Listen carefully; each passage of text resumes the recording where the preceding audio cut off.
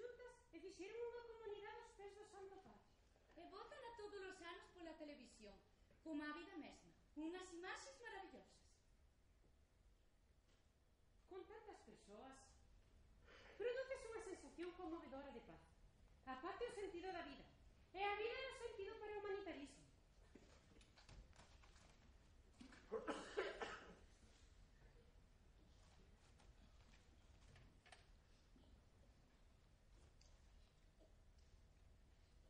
Rosiña, deixa xa o váter. Tampouco non me importa tanto o botón. Agora, esquece o botón e ven sentar connosco.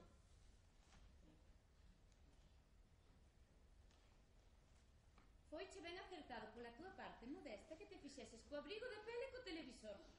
Agora o prazer entra na túa casa tamén. Agora tes que entregarte á vida, Modesta, para que a vida poida gozar de ti. Sí, iso é fácil de dicir. Pero en realidad é bastante difícil absorber os prazeres da vida cando a necesidade da forraxa se converteu no sangue e na carne dun. Pero por unha vez, a felicidade debía alcanzar tamén alguén que non fixo outra cousa que limpiar o lixo dos demais.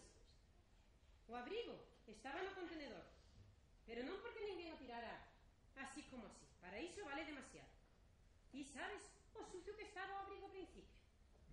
Estiven dándolle 3 horas e media antes de entregarse a policía municipal. E resulta que ninguén dera parte do abrigo. E na oficina dos xetos perdidos había un policía moi amable que me dixo: vostede é unha muller sinxela, porque é honesta. Poña o abrigo xunto cos outros regalos de reis para que por unha vez tamén vostede reciba unha pequena alegría. E a verdade é que non lle concedo moito a miña vida, pero daquela alegreime realmente. Con iso de aforrar non deberías exagerar tanto, Modesta, porque tampouco é certo que tenes tan poucos cartos a túa disposición. E a vida pasa por unha cunha rapidez que nin imaginas. Agora comprei o televisor. Ainda que o televisor é un televisor de segunda man.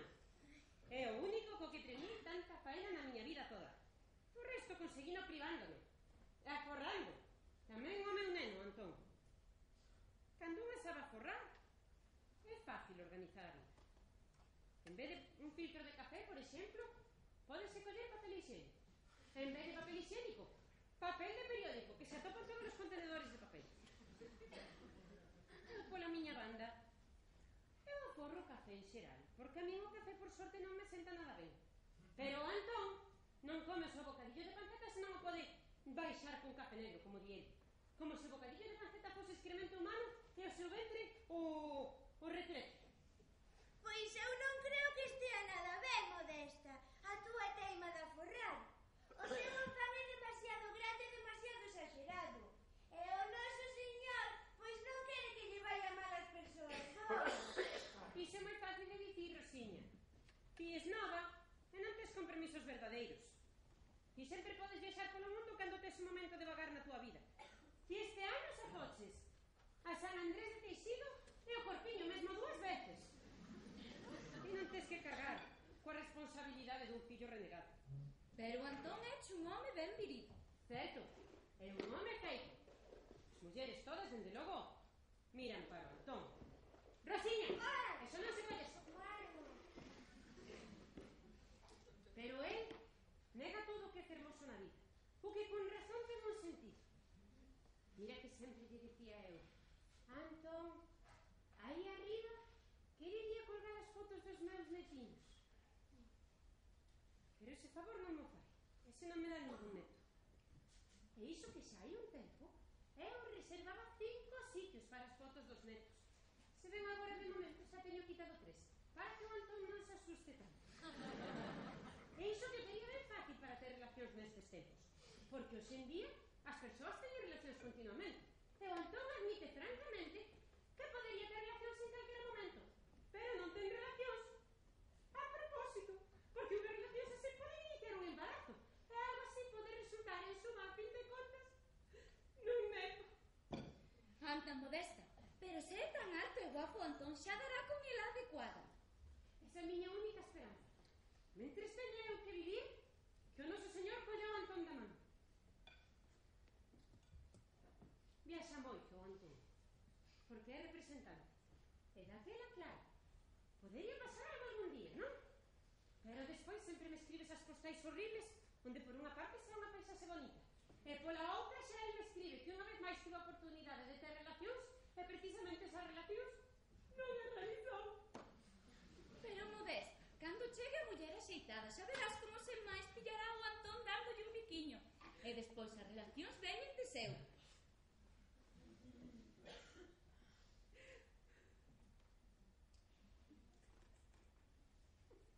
E daquela, que teria que decir eu?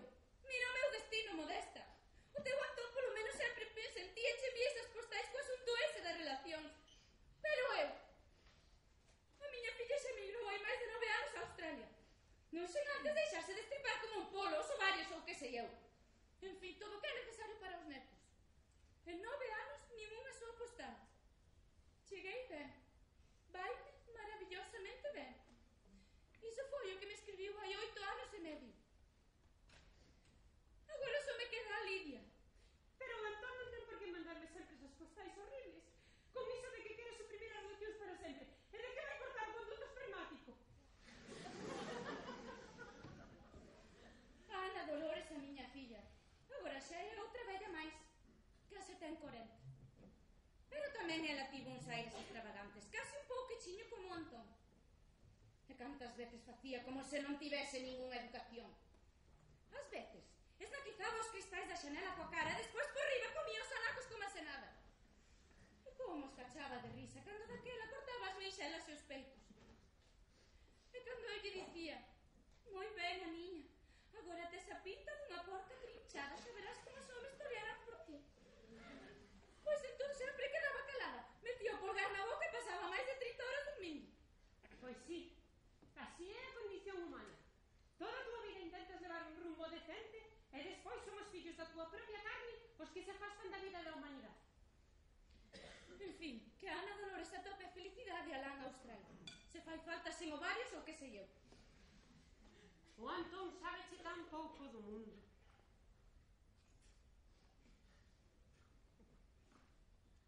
Nada máis ver unha persoa, ten que fumar un cigarro e tomar un coñac.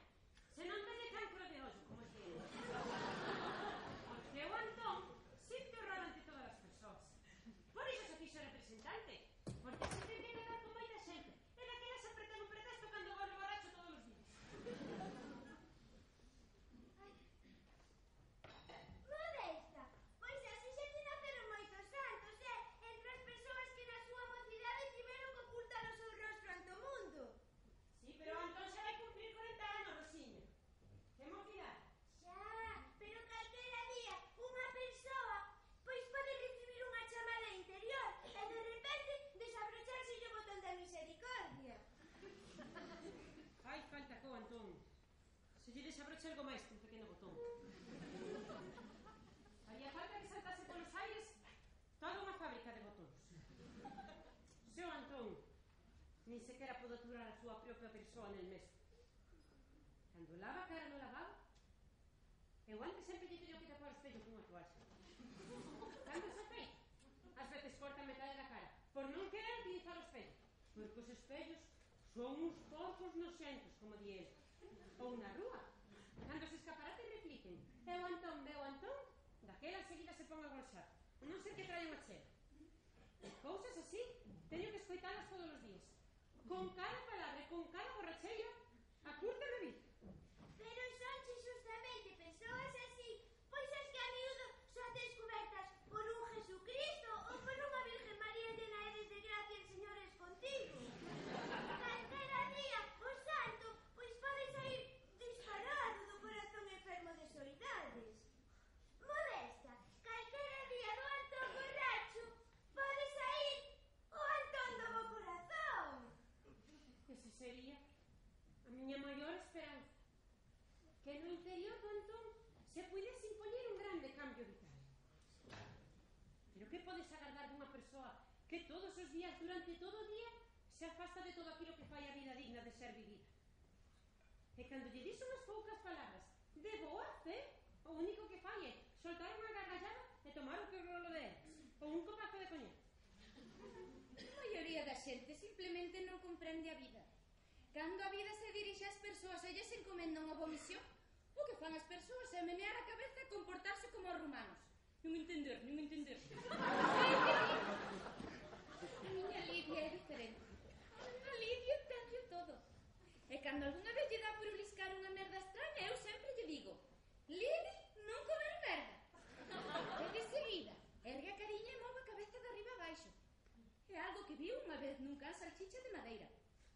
aprendeu no momento. En serio, Carmen? Tal como cho conto. Era un canciño sobre rodas que traía algún neno. Cando turrabas del cunha corda empezaba a menear o rabo. E a cabeza sempre movía como dicindo sí, sí, de arriba abaixo sempre. Sí, sí, sí. O can estaba feito dunha madeira pintada e moi bonita. E igual de grande que a Lidi. E como lle gustaba. E dende aquel día, a Lidi sempre menea así a cabeza cando eu lle digo: Lidi, non comer merda. Caracá! Xa non aturo máis se leia a túa. Con todas esas expresións groseiras. Sempre pos palabras vulgares na túa boca. Sempre se choe dicir merda, merda, merda.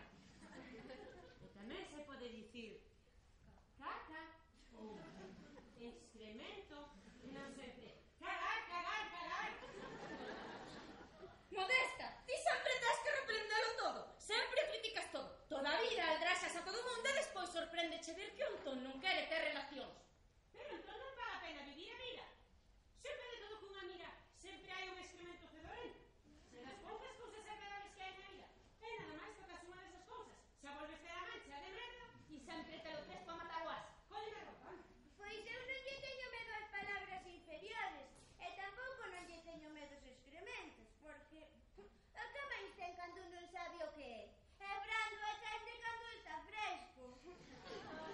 Rosiña, cara, isto non mal. Sí, mira, mira, a xente sempre di: ai, o váter está atascado, Aixiña, iron da Rosiña e traede a Faracó, que ela fai no apelo.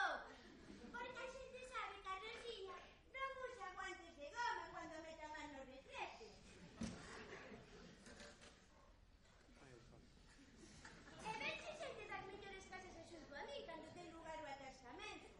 E a Rosiña, pois sempre entra nas casas máis distinguidas. E tratanse moi ben en todas partes. É que non me dan arcadas cando meto o brazo no bate. Porque ofrézollo como sacrificio a nuestro Señor Jesucristo que en la cruz murió por nosotros.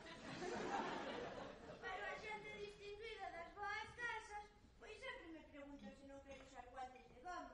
Porque claro, hai xente de moita decencia e cunha educación moi distinguida. Pero a Rosiña sempre di que non. Porque claro, se o noso Señor creou o mundo enteiro, pois tamén creou a merda humana. Rosiña! Mira que es unha porca ben grande, muller. Xa nos chega porque o ser humano sempre teñe que producir cacolas. E con que teña malos sentimentos, se rei. Moitas veces me teño preguntado por que o ser humano ten que ter un traseiro.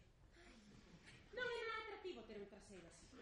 Pero as persoas sempre fabrican traseiros e logo reproducen a súa imaxe. E daquela, Rosiña, hai moita xente ben que vai onda ti pedindo a túa axuda. Pois xa se te visto xente moi rica, moi elegante, reclamar pola Rosiña. E unha vez mesmo me levaron nun coche moi grande a un deses retretes enfermos. Pero ali nin sequera cheira a excremento. Ali tendeche así como os damas elegantes. E tamén me chamaron do ambulatorio xa 2 veces. Ah, e unha vez o señor cura. E o señor cura prometeulle solemnemente a Rosiña que ia falar desos peligreses das avelancias da Rosiña, pois para que me puidese chamar máis xente cando tuvese lugar algún atascamento. Eu non o entendo. O meu váter nunca está atascado. Probablemente a xente estea tan distraída que mete corpos extraños, porque só polos excrementos non é doado que se atasque o váter. Eu moitas veces teño grandes excrementos moi sólidos. Os excrementos se acumulan no meu corpo de tanta preocupación polo corpo. Daquilo que compre facer é puxar ben co cepillo e tirar por externa 3 veces. Está claro que tampouco convén usar moito papel hixénico, porque daquilo pode acontecer de todo. O Antón sempre me berra cando defeca e eu escoito pola porta canto papel hixénico colle. Pero é importante, digo sempre, porque en primeiro lugar, que se pode aforrar. En segundo lugar, que é abondo perigoso cando o papel se mestura cos malos excrementos pegañentos. Pero él non fai senón rir e tomar o que rolo de eles, porque sempre se cagas cunha botella de erros na man.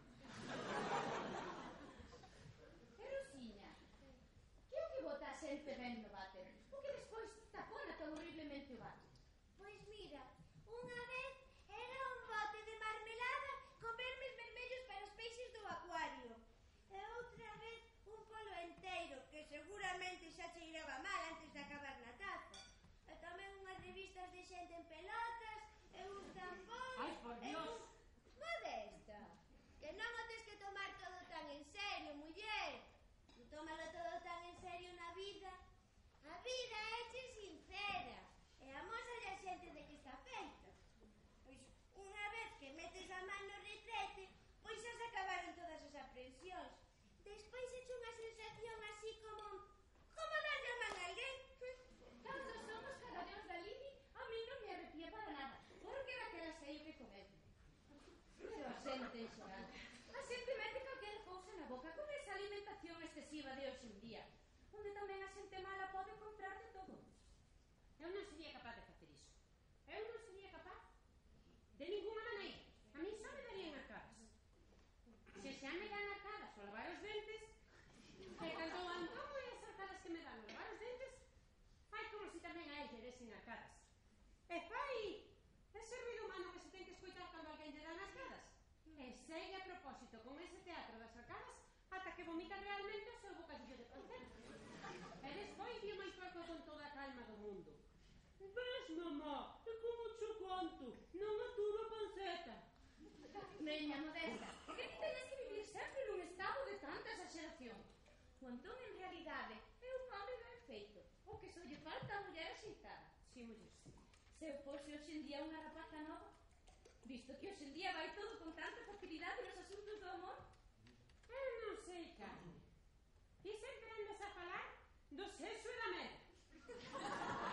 Eu non son quen de conciliar a miña fe co sexo cos carallóns. E non vai pensar mal de mí polo que vou dicir.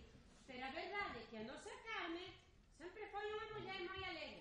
De feito, se estivese casada 2 veces. E a porta do teu piso non sempre pechaba ben cando debería pechar dentro. Non teño por que soportar todo iso que a tua mente deserenada tira sobre a mesa, Modesta. O único que fixe foi pensar un pouco no do Antón, porque de conte cando teño que estar na ventá para impedir que as pombas se queden coa comida para os paxaros, entón vexo o Antón na rúa. Ui, pero por que as pombas? As pombas tamén son criaturas divinas. Ai, Rosiña! Pois daquela, cando vexo o Antón, grande, louro, con eses ollos azuis, pois penso a miúdo que o Antón tenche un atractivo ben agradable. O Antón neses momentos recórdame moitas veces os meus pecados da mocidade. A ver, Carmen, por que as pombas non teñen dereitos dentro da túa casa de paxaros? As pombas tamén son paxaros. E agora que lle pasou a túa cabeza, Rosiña? E ti que entendes da natureza? As pombas estragan todo nunha casiña para paxaros diante da xanela. As pombas mesmo comen os paxariños pequenos. E a Livia acaba totalmente enervada cando eses bichos de merda molestan. Gustaríame que vires unha vez a Lili como lle letexa o corazón cando se enfada polas pombas. Xa non dirías esas parvadas.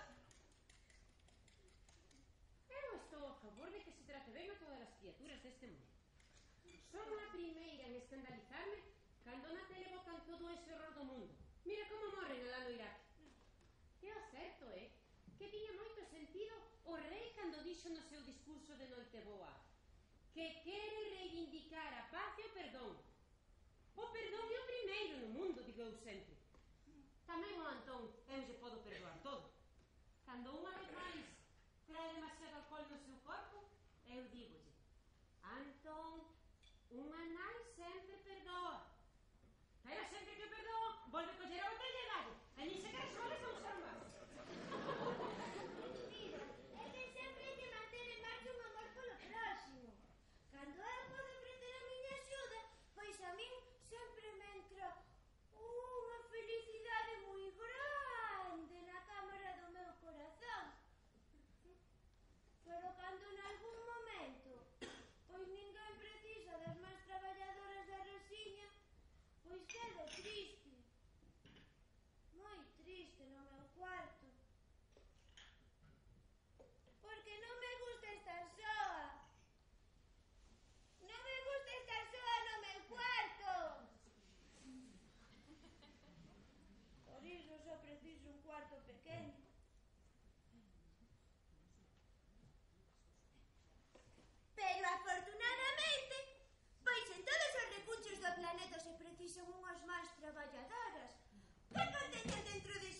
polo próximo? E os meus fillos? Os meus fillos son as persoas as que eu lle puiden botar unha man. Claro, son os meus fillos. E sonche moi amables. E cando ven a Rosiña dinche: ai, Rosiña, outra vez de faena. Como traballa, A xente aprende aún así. A Rosiña faino a pelo. Todo o mundo quere moito a Rosiña polas moitas boas cousas que fai. Sí, xa sabemos que es un alma moi traballadora, Rosiña. Tamén ti recibirás algún día a túa recompensa. A fe é a única ponte neste val de lágrimas. Pero agora ti tamén cometes o mesmo erro que a min. Agora ti tamén tomas a vida demasiado en serio. Non como a nosa Carme, que sempre foi moi lista na vida. Sempre foi unha muller moi alegre. Que mala eres! Que vil pode ser cun sorriso na cara. Sei que pensas que a miña vida foi só un prazer. Unha vez divorciada, unha vez viúva. Acaso pensas que o matrimonio é só un divertimento gozoso e non a comunidade humana? É o Santi o meu primeiro home. É a Ana Dolores. E cando unha sabe que ten que saber que o propio marido castiga a propia filla na propia cama. Iso que é, dime?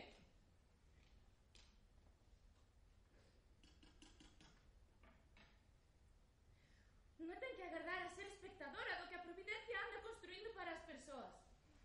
Pero tamén hai que deixar obrar a providencia sen molestada, para que se poida percibir o que foi o resultado. E unha vez que a providencia acabe o seu labor, a vida xa non te manca tanto.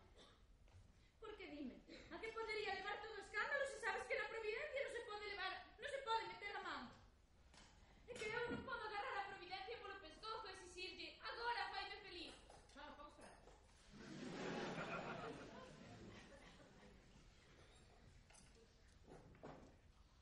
En fin, de alguna maneira tamén entendo o do Santi e a Ana Dolores. Non morai moitas veces algo así como unha lembranza bonita. O Santi dicía miúdo: agora a Ana Dolores é tan fermosa como a ti cando eras nova. Claro que non estivo ben o que pasou. Ademais, a Ana Dolores aínda era demasiado nova daquela. Pero tamén hai que entender o Santi. A ver, el era o jefe do pueblo. El, o médico e o señor cura. El era o jefe porque tiña o Santo, que o rara do pai, que lle regalara Franco porque era falanxista. E o Santi algo lle quedou do pai, porque o pai levaba a quen lle petaba o muro do cemiterio, e alá tiro e punto. E o Santi saiu ao pai. E nunca se puido desfacer desas ganas, das ganas de vencer. Na vida puido desfacerse delas. E por iso sempre quería vencer. E despois, cando chegou a democracia e aprobaron o divorcio, pois el divorciouse. E casou cunha brasileira ou unha cubana, eu que sei. É algo que nunca puiden entender. Que lle podería traer dunha nena de 18 anos e por riba tan moura. O sexual sempre é nefasto para as persoas. Moitas persoas boas quedaron destruídas pola vida disoluta. E que cando és unha persoa nova e o mundo irrompe ca súa sexualidade na condición humana, moitas veces é o sexual o que bota o humano fora do mundo. Sí, e como a vida lle produce a unha tantas vivencias, eu a estas alturas xa vivo moi de costas o amor. Ainda que en realidade sigo tendo moitas posibilidades de que me fagan unha oferta. Pero se a Carme xa di simplemente non, e sen pesar ningún. E cando ás veces saen de novo eses vellos sentimentos cálidos, merco un chourizo, un queixo de tetilla e unha botella de mentira, e daquela vida se volve ter unha cara Na comida podes aforrar moito. Sai dun sitio moi económico, a carnicería do Antonio Rouco. Ten a panceta en oferta permanente. En ningún sitio se toma panceta tan barata como na carnicería do Antonio Rouco. Xa nin me lembro do tempo que levo comprando panceta ali. E o caso é que o Rouco contoume un día que el realmente lle vive moito a panceta. No plano comercial, quero dicir. E que por iso baixou de por vida. Eche, como unha promesa do Rouco, explicoumo ben. Que se conseguía o traspaso da carnicería da esquina, isto é o que se prometeu ante si mesma. Pois a panceta quedaría cun prezo moi baixo durante toda unha vida. E así foi como se fixo cunha carnicería. E agora a xente fai cola para conseguir algo da panceta barata. Tivo unha vida moi interesante o Rouco. E que ele de Vilala, e estivo en Madrid. Contoumo todo un día que estivo de visita na miña casa.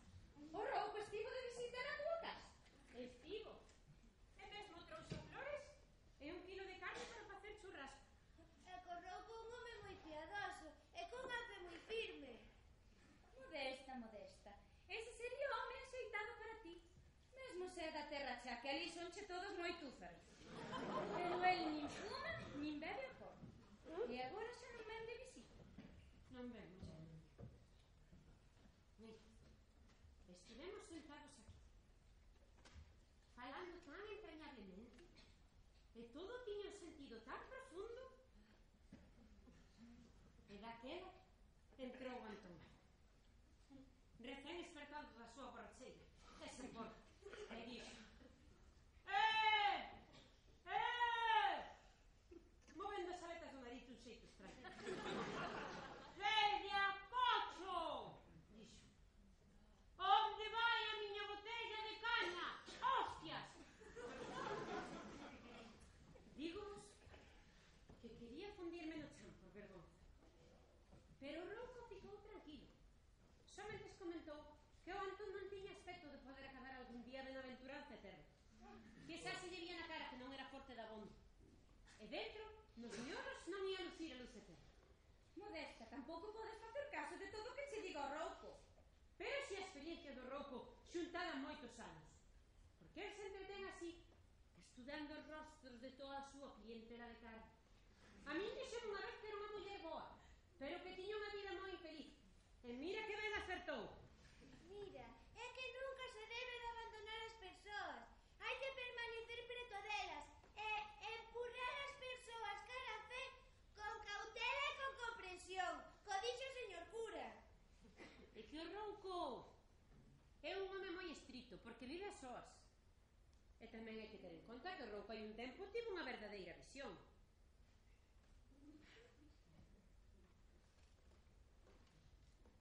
Nun clareiro, no medio dun monte de eucaliptos. Daquela estaba a piques de prender un cigarro e tomar un licor de ervas. Cando se lle apareceu a Virxen María. Foi levantado do chan e caeu de costas. A María tiña unha altura de 3,5 metros e iba moi ben vestida. E dixo: fumar e beber é un pecado insano. Deixo, vaite e fai penitencia. E proclama no mundo enteiro. Daquela rouco sufriu un desmayo moi profundo que durou moitas horas. E cando acordou de volta, atopou un ramo de rosas blancas e unha botella de agua mineral Fontecel. E no mesmo sitio, o rouco fixo construir un cruceiro. E desde aquela rouco se bebe agua mineral Fontecel. Ou como moito, un café con leite polas mañás. Pero nunca volveu tocar o licor de ervas. Modesta, tampouco podes facer caso de todo o que che diga o rouco, porque ti mesma me dixeches unha vez que o rouco che dixo que o Antón debería comer moita panceta polo do seu fígado afectado polo alcohol. E iso, querida Modesta, é unha equivocación, unha grande equivocación, pois está demostrado científicamente. Preguntei a un xinecólogo de verdade, o meu xinecólogo. Científicamente. Pois que saibas que tamén hai opinións dispares entre os científicos. Pero os máis deles son xente moi creente. Tamén o Albert Einstein, dixo o señor cura. E tampouco lle fago caso a todo o que digan os científicos. Que non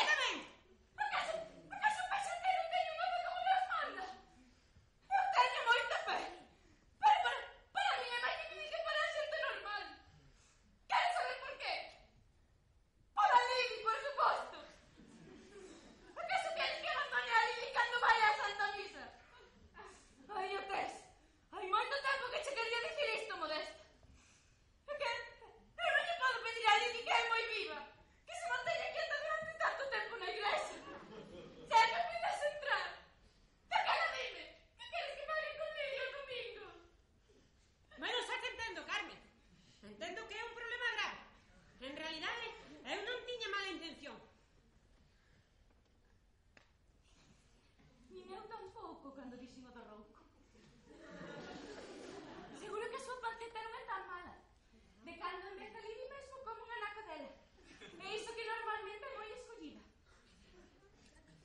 Moi ben. Agora o amor polo próximo xa quedou reconstruído. Agora tedes vos que dar un biquiño. A ver. Veña. Ai, que soy moi...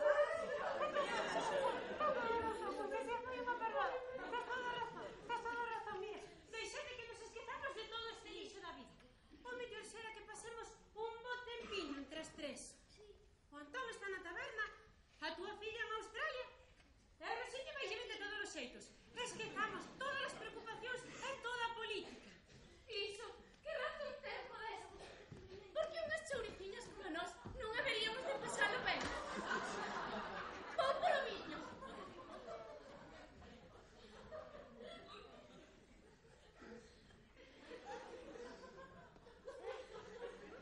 Eu sei tocar a pandeireta. As que mellor son as que están feitas con tripa de porco. Ui! Outra volta a falar do Toñito Rouco.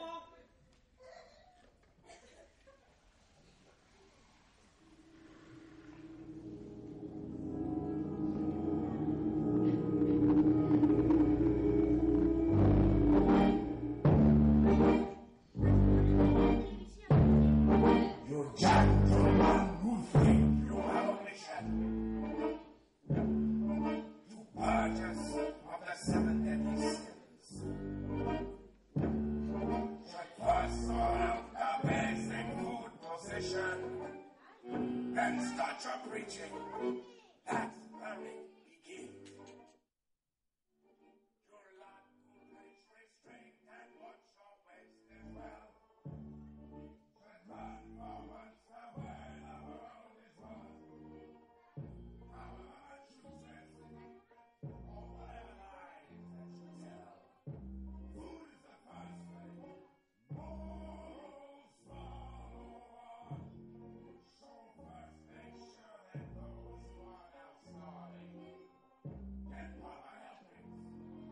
When we all start starving, what keeps mankind alive? What keeps mankind alive? The fact that billions of daily conscience lying unpunished, silence and oppressed. Mankind can keep alive thanks to its brilliance and keeping its humanity repressed.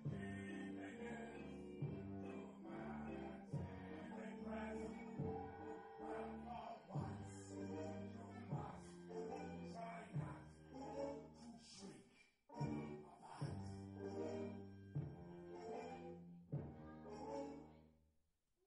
Mankind is kept alive by bestial acts. E a ver, tortilla. Mira que ben me quedou. Ai, que boa pinta. A verdade que sí. Como que despois digades que eu non sei cocinar. Nunca dixemos tal. Ten unha pinta Mira, riquísima. así como estou con vos, así querería eu sentarme algún día a cear con Antón. E a ver a televisión agora que temos. Pero non hai maneira, non que lle digo. Antón, atende a película. É un descanso para a túa conciencia. Pero a película non atende de ninguna maneira. Só se saben os trechos. Pois case todas as películas son maravillosas.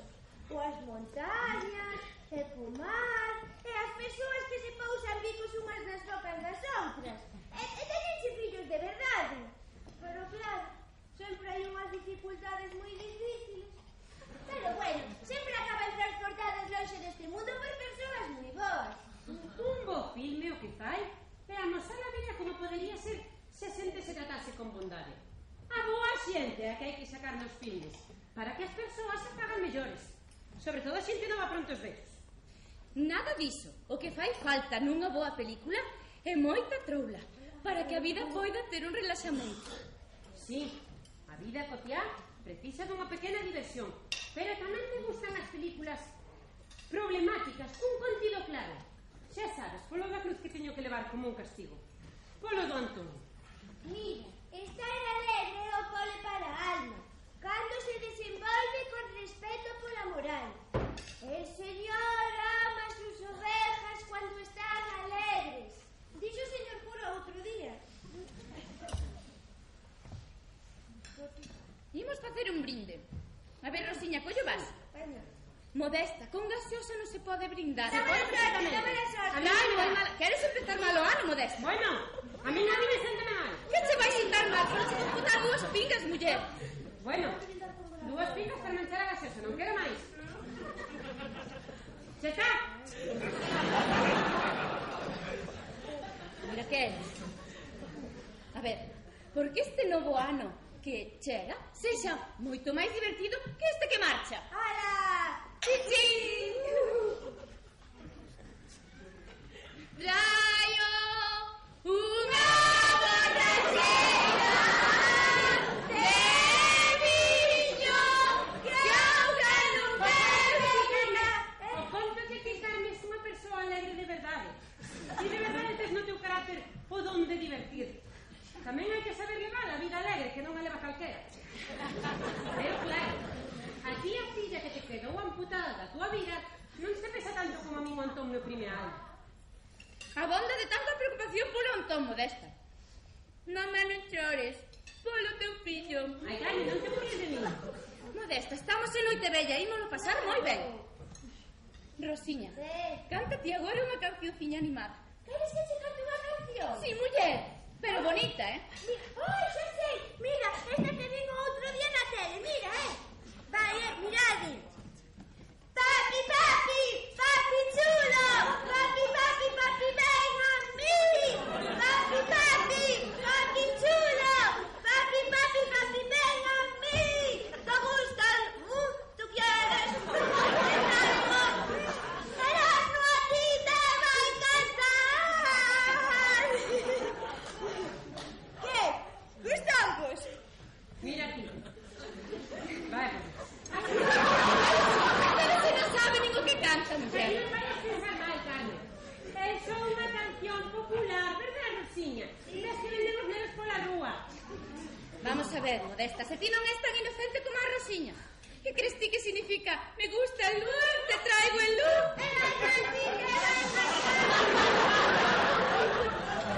Pero non hai por que verlo dun xeito tan vulgar. Ten só un sentido metafórico. O conto deixaba así. Nada diso. Hai que dicir as palabras tal e como queren sair e celebrar as festas cando caen. E agora o meu interior lémbrase de cando a Carmen ainda estaba namorada. E iso o meu interior celebra cunha copiña de viño. Existe perfectamente cando foi a tonta xente se poñen solemnes ou comezan a brincar así como unha pelota de goma. Ben, como moito, imagino poder viaxar algún día con rouco a Roma. Un urbi e torbi na praza de San Pedro non estaría mal. Ou senón, polo menos, unha pequena excursión ao campo, ou se cadra, unha festa bonita. Ai, sí, Modesta, unha festa con pulpeiras e cunha orquestra a París de Noia. Así chove, porque ao final sempre chove e acabamos todos moi mollados. Precisamente, unha grande festa animada sería xusto que lle fai falta a Carmen. Debería haber moita xente e moitos músicos, todos con traxes magníficos. E un dos músicos ha de ser un home especialmente grande e forte. Un pillabán fachendoso que poida tocar o saxofón. E precisamente ese leva xa un tempo chiscando o ollo a Carmen, sen cortarse para nada. Vese directamente que é o máis trouleiro dos músicos, porque é o único que leva a camisa remangada. E cando en algún momento hai un intermedio musical, ese macho vizoso bebe unha estrella dun grolo, de seguido. E cando saca a botella da boca, brinda a Carmen e limpa a boca co brazo. A Carmen toma a súa cunca de viño e levanta un pouco. E de seguido, e sen que ninguén se decate de tanta xente festeira, nace un amorío entre o escenario cos músicos e a mesa onde está a Carmen.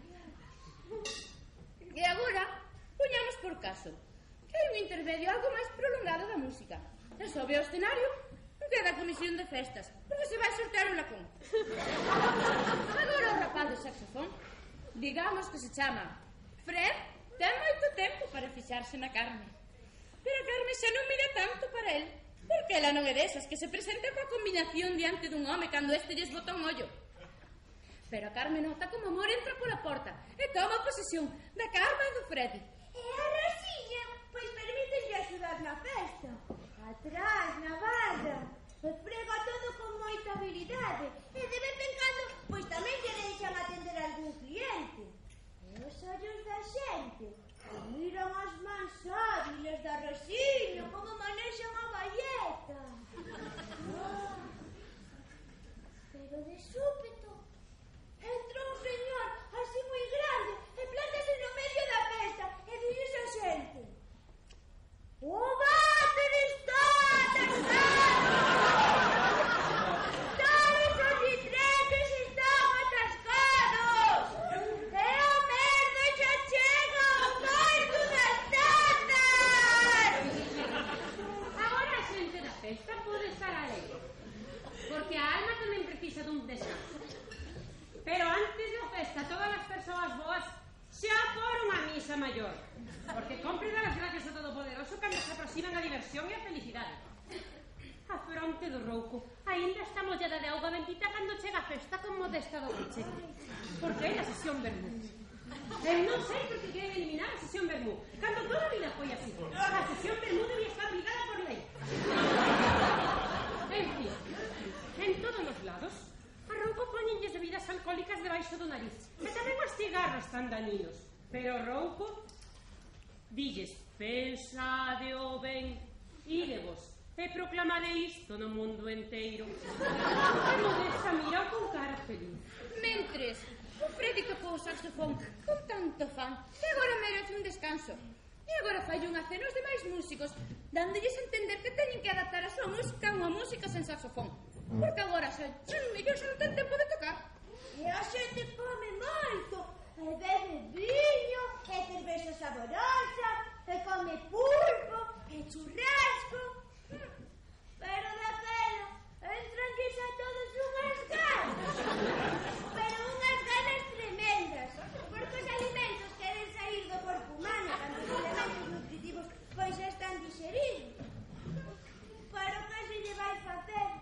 Está todo atascado e non hai ningún retrete en funcionamento.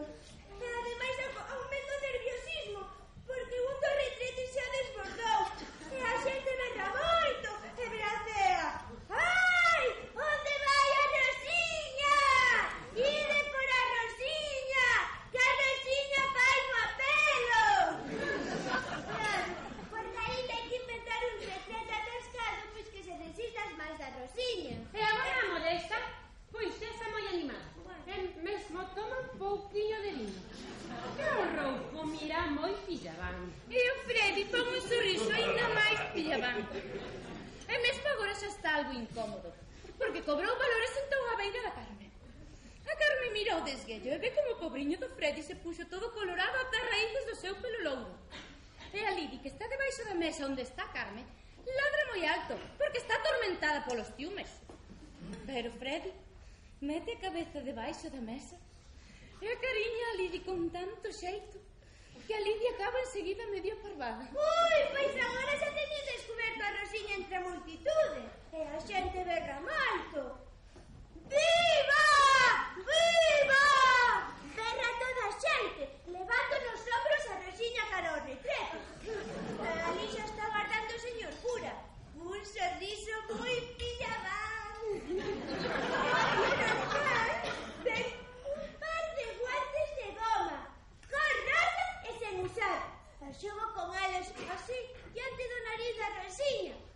Pero a Rosiña nega coa cabeza. E a xente ri moito porque xa sabía que a Rosiña pois iba a negar coa cabeza.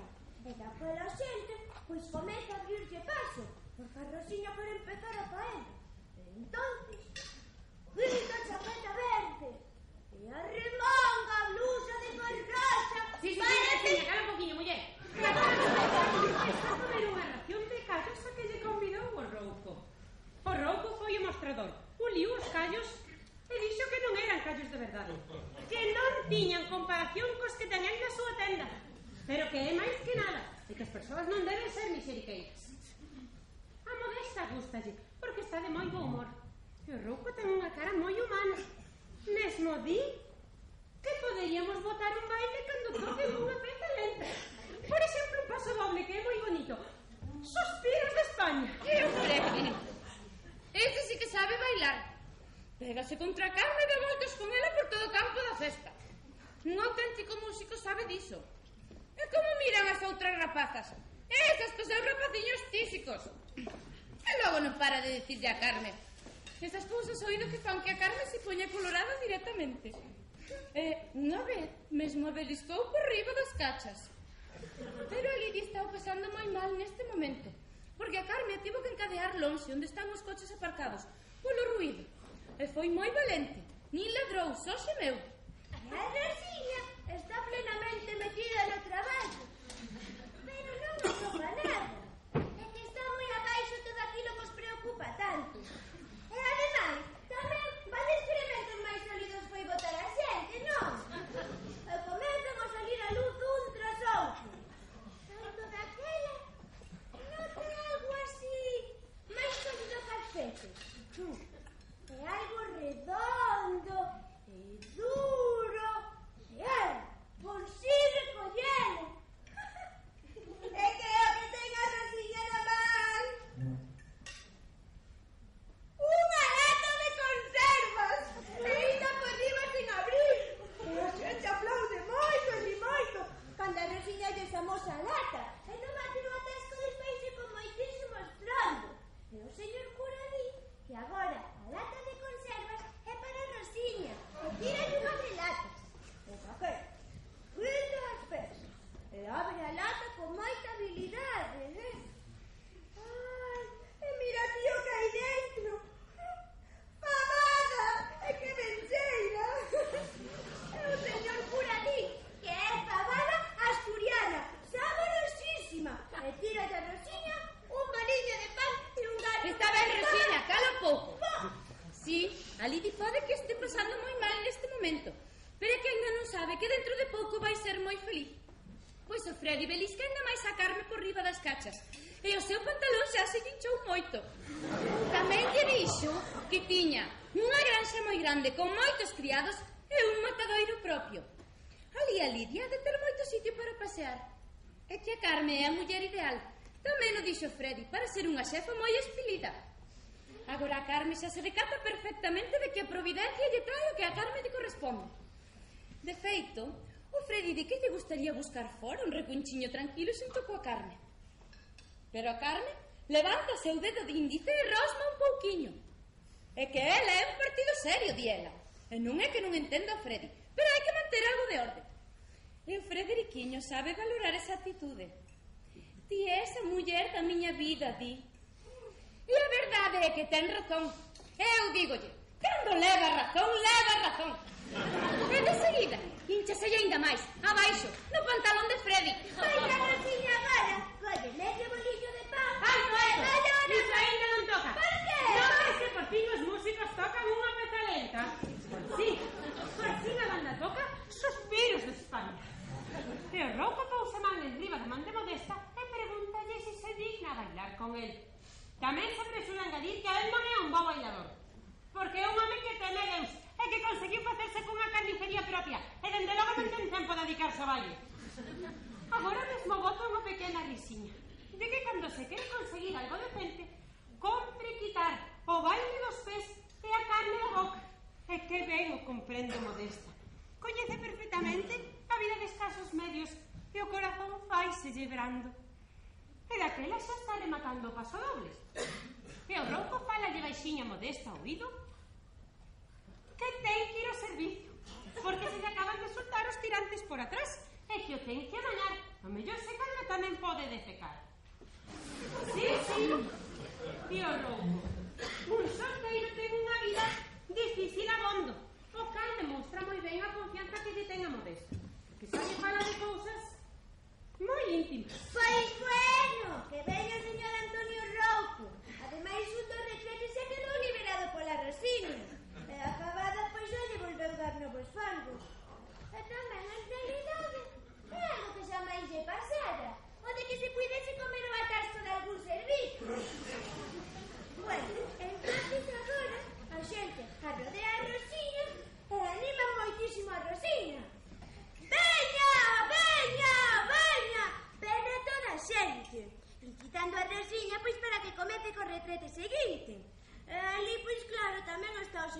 cura.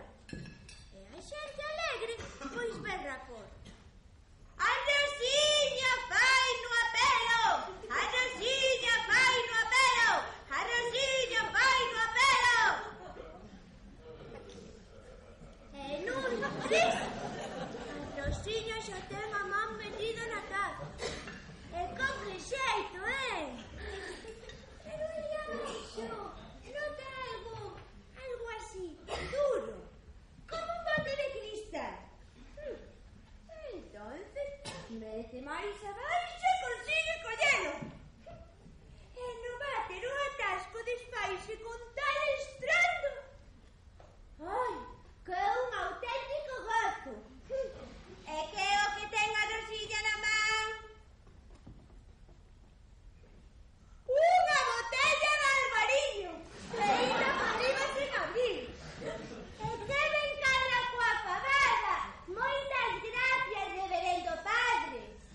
E a Rosiña di así, porque sabe perfectamente que o albariño se vai ben co marisco. Pero a Rosiña tamén sabe perfectamente que seguro que o señor cura se quixo dar unha alegría a Rosiña e que por eso meteu o agasallo no bate como un agasallo de aniversario. E que tanto ten que sexa branco ou tinto. Ai, e agora se sabe tamén por que está atascado o terceiro retrete. Probablemente o señor cura cachasaría algunha outra cousa. Ai, que curiosidade teño por saber que hai no terceiro jurado. Si, agora que dicen hora de que Rosiña dixe en paz a retrete. Bueno, Porque agora xa lle debe tocar a ver a un home tan rexo como rouco. E o Freddy? Acaso ten que estar agardando toda a noite? Ademais, o rouco está sentado no váter que amañou a Rosiña. Agora tócalle sacarme o Freddy. Pois creo que ia no do dedo índice. Pois entón a Carmen mira para o Freddy. E o Freddy levántalle o seu dedo índice tamén. O Freddy ten un dedo índice moi gordo e fermoso. E que fai ese galopín co seu dedo índice? Pois aínda ben non saíron bailando da zona iluminada polos focos cando Freddy lle mete o dedo no cu. A verdade é que lle fai unha gracia graciosa a Carmen. Pero aí debe beliscar o seu amoriño e volvelo realidade. O Freddy entende enseguida, por suposto, porque non quere unha puta como muller. E entón a Carmen saca rapidamente o dedo do seu cuiño. Sí, dille a Carmen o seu amoriño. Agora poideches meter o teu dedo no tesouriño da Carmen. A que non ten nada que ver coa galiña choca que agochan as outras mulleres na súa roupa interior. E que fai daquela o riquiño do Fred? Faille no acto unha proposta de matrimonio en todo lei. Pero sabedes que a Carmen é unha muller que coñece moi ben a vida. E di que lle gustaría seguir bailando un pouco. E que despois habería unha resposta da Carmen para o Freddy. Albariño, Un momento, non pode seguir así. Así non pode muller. Que non se pense que o rouco aínda segue no retrete, que non está enfermo das tripas. En canto volveu, dixo que tivera unha vocación moi sólida e rápida. Porque non é un deses enfermos que dixan os tabiques dos retretes cos seus garabatos nos xenes. Mesmo di que os borrachos pervertidos do retrete inda generaron a súa vocación, porque ali en Porcallan o nome do rei, do papa e de todo o mundo, dio rouco. E cando di isto, pousalle un bico modesta na punta do nariz. Pero claro, tamén depende moito da alimentación. Unha mala evacuación é fruto dunha alimentación desleixada. E que entre unha mala evacuación ten que pasar moito tempo no retrete. E ali veñen esos malos pensamentos, eses porcos que garabatean as súas maldades nos tabiques do retrete. O rouco é un home tan inteligente. Di que, por exemplo, sería moi bo poñer unha cruz en fronte do váter. Ou unha fotografía do rei, porque tamén nas escolas e nas oficinas de administración hai sempre imaxes físicas. Isto sei que lle lembraría a xente a súa inferioridade. E poderían decatarse de que eles son só uns montonciños de merda. E que non deben deixar os tabiques. Pero, que máis hai que dicirlle este mundo, dio rouco. Aínda non ven se xuntaron nun corpo todas as sustancias malas e xa se ven impulsados a perpetuar por todas partes a súa propia existencia mutilada. Pois mirade, isto non o sabe nin sequera o Rouco. A sorpresa que hai agochada no terceiro retrete, porque é algo que só lo sabe o noso señor, e o señor cura, e os anxos, e bueno, vale, pois tamén o sabe a Virxe María. E ao redor do terceiro retrete, pois hai moitísima xente, porque a moi forte da Rosiña meteu o brazo inteiro na taza, ata os pelos das axilas. Pero ali abaixo, pois non nota nada duro, nin redondo, nin nada. Que extraño, pensa para sí.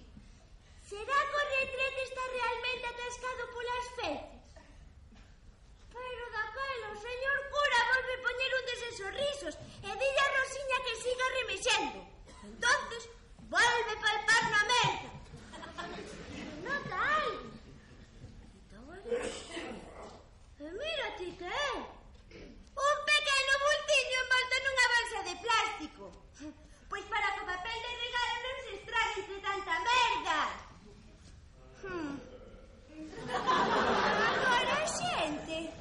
Agora a xente celebra moi alto a Rosiña e di: que viva a Rosiña!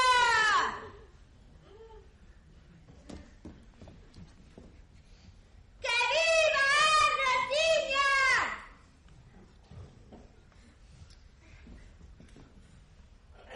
Que viva a Rosiña!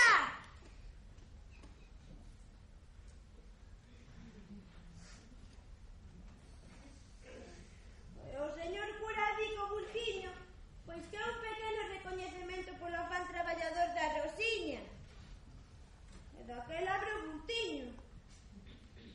E mira ti que é. Perfume francés. Perfume de verdade. Pois para que a Rosiña poida recender. Pois unha muller como a Carmen non precisa perfume para nada. Se ven os seus pretendentes e regalan constantemente. Pero a Carmen ten un cheiro corporal tan agradable que non precisa ningún recendo alleo. Xa o dixo Freddy enseguida, que eu a recendía tamén como a súa comida preferida. Cocido cunhas boas patacas e grelos. Iso é unha condición moi importante nunha muller, que polo menos se recenda tamén como a comida preferida do seu home. Pero agora Carmen atópase ante unha decisión difícil e unha responsabilidade enorme. Debe concederlle a súa man ao Freddy para toda a súa vida. O Freddy cae de xeonllos e di que se vai matar se ela o esmaga cun non. Pero ti que parviño és, dille a Carmen. E ilumíñalle o seu pelo dourado. Claro que che vou dicir que sí, di a Carmen.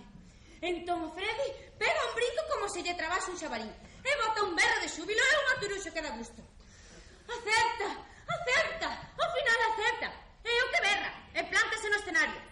E todos os seus compañeiros músicos danlle os parabéns pola guapa da Carmen. E logo Freddy toca o saxofón de tal madeira que case que rompe o saxofón en anatos. E claro, a xente da festa está toda moi contenta. E bailan alrededor desa nova parella de tango verde. A min esa copa non me gusta. Pero hai moitos homes que se senten abatidos, porque tamén eles tiñan moitas ganas de coller a Carmen. Pero a Carmen xa elixiu e ten que rexeitar a todos os homes tristes, porque o que elixiu o Freddy está baixo a súa propiedade e non soporta causas do estilo. ¡Que maravilla! Pois agora Rosiña colle botiño de perfume e abre rapidamente e pede un grano. Rosiña! Vamos, é que non sabía que Rosiño de retrete tan descarado podía ser. Sei que non ves que Modesta e o Rouco están sentados xuntos cada vez máis a gusto. Pois sí, comprenderás que isto dá unha alegría tan grande que un me ten que dar parte dela. Así que os dous toman outra ración de callos. Só que Modesta agora se acompaña con gaseosa porque outra cunca de viña, verdade que poderían puxar a sentimento escarabismo. A todas estas, o Rouco ten collido nas mansas mans traballadoras de Modesta e mira con devoción para os dedos consumidos. Di que a Nosa Señora que se lle apareceu no monte de eucaliptos tiña certo parecido coa Modesta, así como tamén se lle imitara a súa mamá. Só que a Nosa Señora, pois, En canto a vestimenta, fora moito máis señora. E tivera ao seu redor unha máis instalación de iluminación.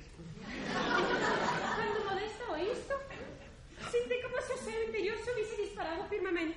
Ai, é un honor para min. É o único que di, non lle sabe máis nada porque está demasiado emocionado. E o rouco di: debe ser unha maraña de profundos presaxios. Cando a miña mamá, a Nosa Señora, e a miña mellor clienta, Dona Modesta, cando todas elas se parecen, daquela miña alma pensa que compre facer algo.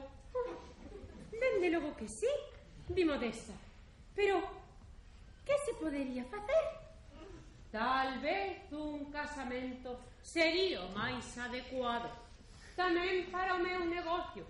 Unha carnicería precisa das mans traballadoras dunha muller. Entendo perfectamente, di Modesta.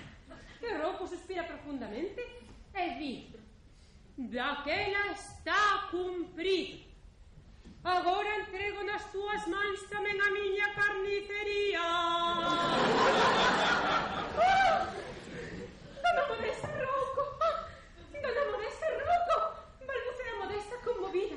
E o Rouco con moita solemnidade proclama: outra ración de callos, por favor. E viño. Penso que nos podemos arriscar.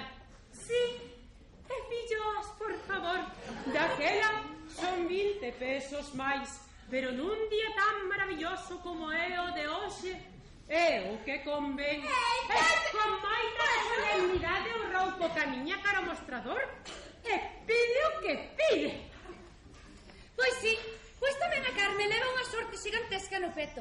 De feito, Freddy está toliño pola Carmen. E o seu patalón cada vez ten que volver a asustalo porque xa lle apreta moito. Pero contrólase o bo do rapaz, porque sinto un respeto e unha veneración pola feminidade da Carmen. Pero a Carmen é unha muller moi precavida. E agora, neste momento, pensa sobre todo no corte do seu vestido de boda. É no que lle vai a regalar a Lidi o día do casamento. Unha codorniz, por suposto. Pero debería ser algo máis. Se cadra unha cama nova. Na Modesta no Rouco acaba de instalarse un profundo bienestar. A ningún dos dous se lle ocorre máis nada que dicir. A Modesta está algo mal polos moitos callos que comeu. Pero cando por unha vez unha come moita comida boa xunta, pois unha está mal con gusto. Claro que tamén Camila no futuro vindeiro, porque hai unha grande responsabilidade asexando. A fin de contas, ela muda de muller de limpeza a muller de negocios. Claro, foi que unha grande transición. Agora ten que actuar con moita máis cautela na vida, porque cando unha persoa está metida na vida de negocios, xa non pode tratar con xente calquera, porque hai unha grande responsabilidade amarrada ao barco da vida, e hai moitas cousas que unha xa non se pode permitir. Unha muller de negocios ten que manter lonxe da súa vida todos os excrementos e todos os montóns de lixo. Sí, tamén a Carmen sabe que a súa limpeza debe estar con máis pompa ainda. Como señora nunha granxa de verdade, unha é atacada polo lixo da vida con máis violencia. E a Lidi tamén ten tarefas novas, pois ten que ser un auténtico guardián. E daquela xa non pode volver a comer máis merda, porque ten que protexer a Carmen e o Freddy do lixo do mundo inteiro. É que, cando unha ten chegado a algo mellor na vida, de seguida os malos elementos se multiplican. Farán falta moitos órganos de vigilancia fortes para a nova vida. Sí, porque a xente da rúa, a verdade é que se teñen envexa por todo. Cando chegaches a algo polo teu traballo e tes un negocio propio, pois porque o mellor tes algo de xoias ou un coche de marca non deses coreanos. E claro, unha persoa tan traballadora pois sempre pode ir cando lle peta Lourdes ou a Fátima, e xa non vai nun deses autocares fedorentos. Pero eche así, cando recibes o soldo polo traballo da túa vida, ven a xente e de seguir echarle bola as súas peces de mala fe. E eses elementos fano ata que todo nobre e auténtico queda fundido nas feces e pegado nos mexos das persoas humanas.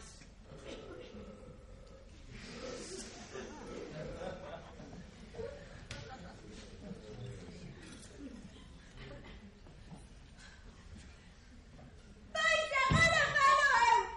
Agora tócame falar a min. Está ben, Rosiña, está ben. Fala ti. Solta xa todas as túas fantasías enceufadas. Que molesta máis eu? Temos asuntos serios en que pensar. Pois agora xa marchou toda a xente dos retretes e non quedou ninguén aí. Só a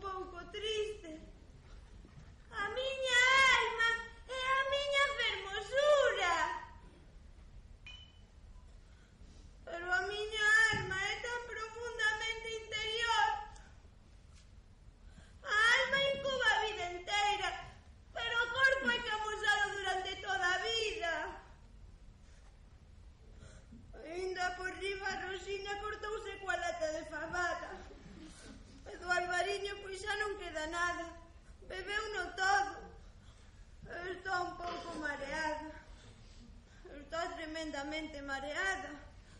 É que claro, un perfume francés e unha fabada asturiana, pois a fin de contas non conxenian moi ben dentro dun corpo. Pero agora Rosiña anímase e quere ir á festa. Entonces lávose e quita as peces máis visibles. Quere ir á festa onde a xente se dedica a súa felicidade. Entonces volvese e busca o calor da música. E ve a Carme como brinca, como ri.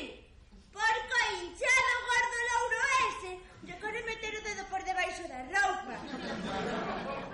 E tamén ve a Modesta como celebra o seu amor co rouco e coa gaseosa. En xeral, todo o mundo ten unha ledicia moi grande no corazón. Case rebordan de felicidade, así casi como un retrete atascado. Pero claro, a vida nunca deixa de xogar as súas propias leis e saca a luz, como nun meigallo, un perigo á superficie da vida. Porque diante da festa acaba de parar un taxi e do taxi baixan dúas persoas, un home e unha muller. E ita por riba non pagaron o taxi, porque o taxi estaba aí correndo detrás deles. A pagar! A pagar! E o home dille, pois que xa lle pagarán a prazos as vellas de aí dentro. Entonces camiñan os tres cara a festa. Pero diante da carpa hai un cadelo encadeado. Un lameconas! E chámase Lidia! E a muller pega-lle unha patada tan bestial que o can queda aí estarricado no medio do chão. Que foi o home que fixo iso? Ai, puta! Sigue! Entonces a Carme, pois xa distingue ao lonxe a Ana Dolores. E a cara da Carme ponse así branca como a neve. E do único do que é capaz é de tatexar. E di, ao final, onde está esa Australia? E a Ana Dolores, pois vai directa cara a Carme sen mediar palabra. Mételle unhas hostias tan grandes a Carme lle cae toda a dentadura postizo no medio do chão. E a Ana Dolores di que ese home que está detrás súa, que é o taxista, e que exixe o seu pagamento, e que a Carme terá que pagar, porque a partir de agora a Carme terá que pagar todas as contas pendentes o resto da súa miserenta vida. E agora a Carme só sabe chorar, e os mocos saenlle por dentro así de putiños. Deixe que Rosiña bote un mes da realidade, Carme. O mellor pode ver a miña vida feliz co rouco. Hai que saber aguantar a verdade. Hai que mirarlle a verdade aos ollos cos pés firmes. Mesmo os pés están hinchados. Sigue, Rosiña. E a estas alturas, pois ao Freddy xa non lle dá moito gusto meterlle a Carme o dedo polo ollo do cu. Algo moi desagradable, e moito máis agora coa dentadura postiza tirada no chão. E como todo isto lle resulta tan desagradable ao Freddy, saca a carteira. E o taxista, que xa leva todo o tempo rindo como un idiota, dille ao Freddy algo de necrófilo, a ver a Carme nese estado tan miserente. Entonces o Freddy pantou os billetes encima da mesa e di que lle fixeron unha putada con esa bella prea. E Ana Dolores ri con muitísimo estrondo e mételle máis hostias a Carme, que lle cae todo o pelo postizo no chão. E claro, a todo isto o Freddy vira moito máis inseguro. Entonces érguese, bebe a súa cunca de viño e xúntase cos demais espectadores. E logo entra un e di: mirade, a muller mexeu por ela! E logo tira unha cousa no chan e pregunta: de quen é ese can morto?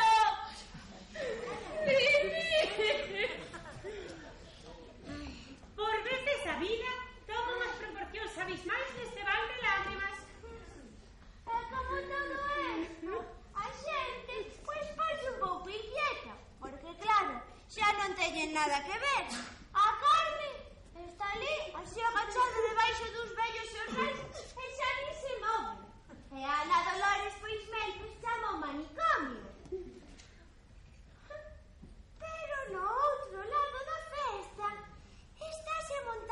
escándollo tremendo.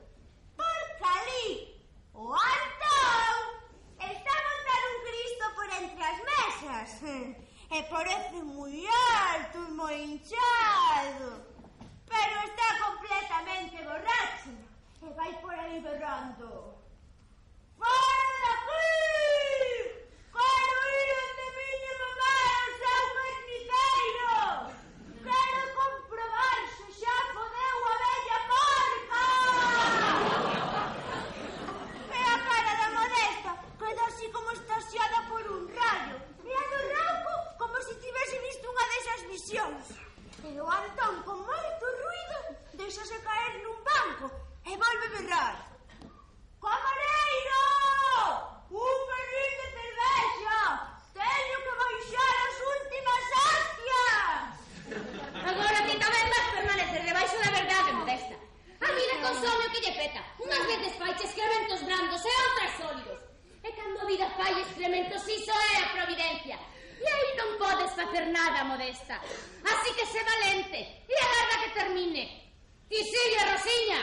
Sí, e o Rauco é o primeiro en volver en sí. E di: como se lle ocorre falarlle así a muller que lle regalou a vida? E o Antón foi rapidamente limpa os zapatos no traxe do Rauco e bótalle unha cervexa pola cabeza.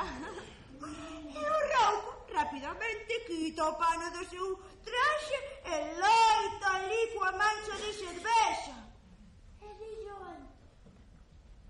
que o Señor lle perdone o que vostede lle fai a cada minuto. Cada gota de sangre das feridas de Cristo aproxima un pouco máis o inferno. E a isto o Antón di: e ti que opinas, mamá, de como o Señor, despedazador de restos animais, lle fala a teu fillo? Pero claro, a pobre da Modesta só arcaixa así como unha foca medio afogada e casi non pode respirar porque o aire se volveu moi intenso con tantos espectadores. Pero a Modesta ainda saca fortes para cuspirlle o Antón na cara. Pero o Antón só lle pega un ataque de risa e dille: e ti que opinas, mamá, de que un porco lle cuspa na cara a outro porco? Recomponse así o Antón e coloca o pelo e daquela colle a Modesta e o Rauco polas gorxas e comeza a golpear as súas cabezas ata que a sangre comeza a batuxar e as súas almas emigran.